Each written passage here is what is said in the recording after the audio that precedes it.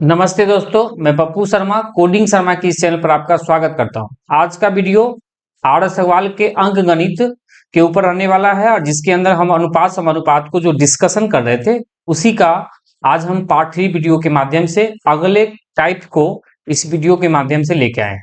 तो वीडियो को फॉलो करते रहे और वीडियो को अंत तक देखें। मैं बता दूं, इस वीडियो का इस आर्य सवाल के जो मैथ है इसका प्लेलिस्ट बना हुआ है। आप इस चैनल पर जाएंगे और वहां पर आप प्लेलिस्ट में जाएंगे तो आप प्लेलिस्ट मिल जाएगा और वहां पर लाइन बाय लाइन हम हर एक कॉन्सेप्ट को बारी बारी से पढ़ाए हुए हैं। तो चलिए आज का डिस्कशन को स्टार्ट करते हैं। देखिए, आज के डिस्कशन में हम लोग टाइप 2 पढ़ेंगे। टाइप 1 में हम लोग पढ़े थे और उसमें क्वेश्चन भी बनाए थे। आज भी टाइप 2 के अंदर हम कॉन्सेप्ट सिखाने के बाद आपको हम ढेर सारा क्वेश्चन देंगे। ठीक है, आगे बढ़िए। इसके अंदर हमको कुछ फॉर्मूला समझना पड़ेगा, जैसे तृतीय अनुपाती, तीसरा समानुपाती जो है वो क्या होता है। देखिए, अगर दो रेशियो है ए और बी, दो वैल्यू है, ये दोनों वैल्यू का हमको निकालना है तृतीयानुपाती अनुपाती तृतीयानुपाती निकालना है। ठीक है, तो उसका फॉर्मूला होता है बी स्क्वायर बाई ए होता है। ये फॉर्मूला होता है, आप याद रखेंगे, ये फॉर्मूला आपको काम देगा, बी स्क्वायर बाय ए।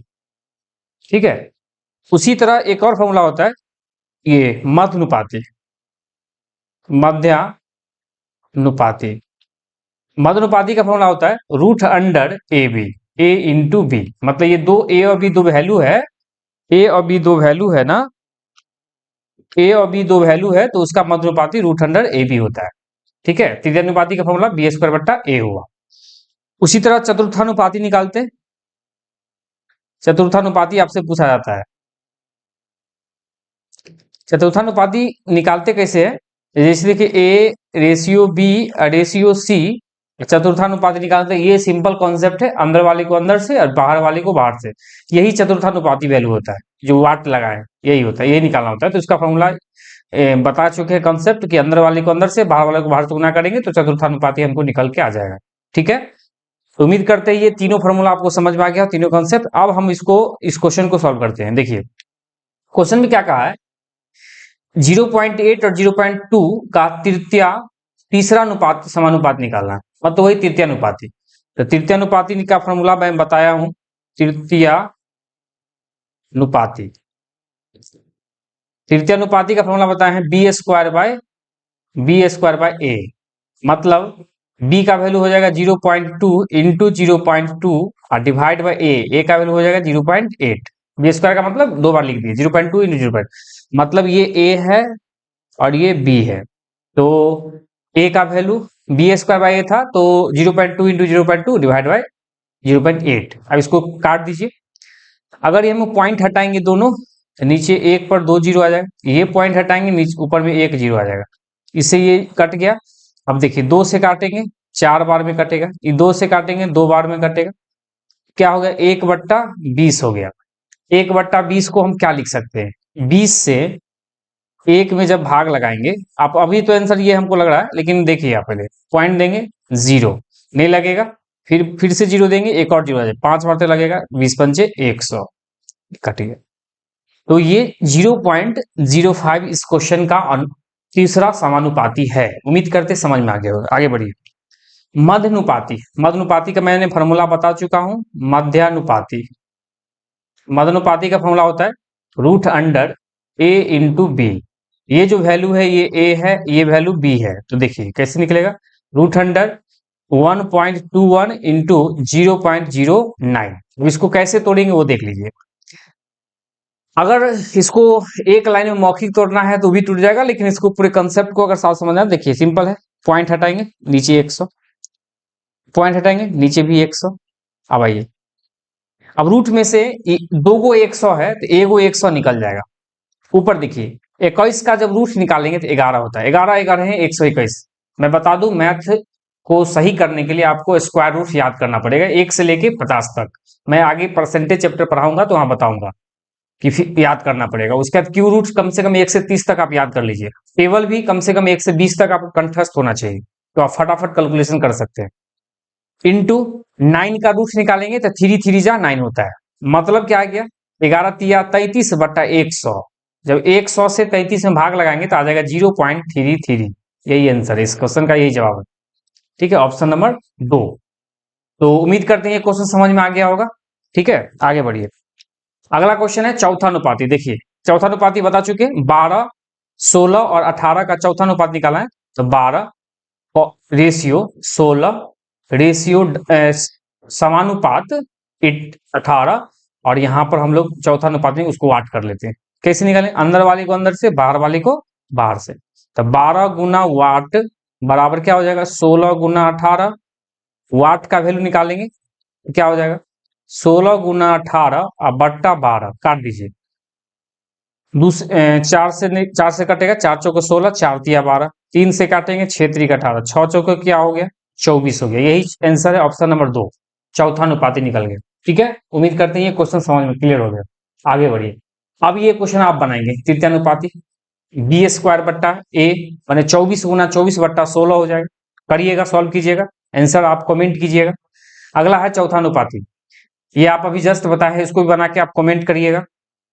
ये क्या है? तीसरा अनुपात √100 AB, इसको भी आप सॉल्व कीजिएगा। वीडियो को पॉज करके आप बनाइए। इसका चौथा अनुपात निकालना पॉइंट में है, करिएगा इसको भी आप सॉल्व कीजिएगा। ये टाइप 2 खत्म हो गया। टाइप 2 के अंदर और भी आपको ढेर सारा अगर बुक के अंदर आपके क्वेश्चन है तो उसको भी आप बनाइए, और जो भी प्रॉब्लम होता है तो टेलीग्राम चैनल ज्वाइन कर लीजिए और व्हाट्सएप ग्रुप में आप शेयर कीजिए, हम उसका जवाब देंगे। चलिए टाइप 3 की ओर बढ़ते हैं। इसी वीडियो में टाइप 3 भी पढ़ लेते हैं। टाइप 3 में आते हैं, यहाँ पर क्या है क्वेश्चन वाला, दो संख्या के बीच का अनुपात 3 और 4 का है, और प्रत्येक संख्या के अंदर 8 को अगर ऐड करते हैं तो हमको 5 और 6 बन जाता है। यही क्वेश्चन है। देखिए पहला संख्या दूसरा संख्या हम मान ले, ये ले ली, पहला संख्या और दूसरा संख्या के अनुपात में है 3 अनुपात और 4 के। अगर प्रत्येक संख्या में 8 जोड़ देंगे, जैसे देखिए अगर हम प्रत्येक संख्या में 8 जोड़ेंगे मतलब 3 में 8 जोड़ेंगे 11, 4 में 8 जोड़ेंगे 12, नहीं कर सकते हैं, क्योंकि रेशियो में वैल्यू है, और 8 जो है ना वो फिक्स्ड वैल्यू हो गया, और रेशियो में डिपेंडेंट वैल्यू हो गया, तो हम इसको इसके साथ नहीं जोड़ सकते हैं। ठीक है, तो इसीलिए डायरेक्टली हम 11 और 12 नहीं कर सकते, तो हमको क्या करना पड़ेगा, इसको हम कॉन्सेप्ट समझते हैं, क्या कैसे बनाएंगे। देखिए 3 और 4 का रेशियो है, 8 जोड़ने के बाद 5 हो जाता है, इसके नीचे हम लिख देंगे 5 और 6। अब देखिए थोड़ा पेन चेंज करते हैं या दूसरे कलर से लिखेंगे, हो गया। अब देखिए इस क्या करेंगे, दोनों का अंतर निकालेंगे। कितना का अंतर है? ये दोनों का अंतर 1 का, ये भी 1 का है। अब क्या करते हैं, इस तरह से गुना करते हैं, इसको इसके साथ गुना करें, इसको इसके साथ गुना करेंगे। वैसे 1 आया है इसलिए दोनों का तो बात बराबर ही होगा, लेकिन कॉन्सेप्ट समझ जाइए। तो देखिए 3 1 जा 3, यहां लिखेंगे, 4 1 जा 4, 5 1 जा 5, 6 1 जा 6। अब देखिए 4 से 6 हुआ, कितना बढ़ा? 2 बढ़ा। यहाँ 3 से 5 हुआ, कितना बढ़ा? 2 बढ़ा। दोनों में सेम बढ़ेगा, तो 4 में 6 बढ़ा, तो 4 से 6 बन गया, तो 2 बढ़ा। रियल में कितना बढ़ाए थे? 8 बढ़ाए थे, तो 2 का वैल्यू 8 हो जाएगा, 1 का वैल्यू क्या हो जाएगा? 8 बट्टा 2 मतलब 4, मतलब 4। क्लियर हुआ? आपसे पूछ रहा है संख्या बताइए, मतलब सीधे संख्या बताइए, मतलब पहला संख्या, पहला क्या संख्या था वो, अगर कहा था नया संख्या बताते तो फिर नया निकल। तो यहाँ क्या हुआ, आपको क्या पूछ रहा है, देखिए आपको क्या पूछ रहा है, संख्या बताइए, तो 1 का वैल्यू 4 हो गया, तो इस 3 का वैल्यू कितना हो जाएगा? 3 गुना 4 मतलब 12।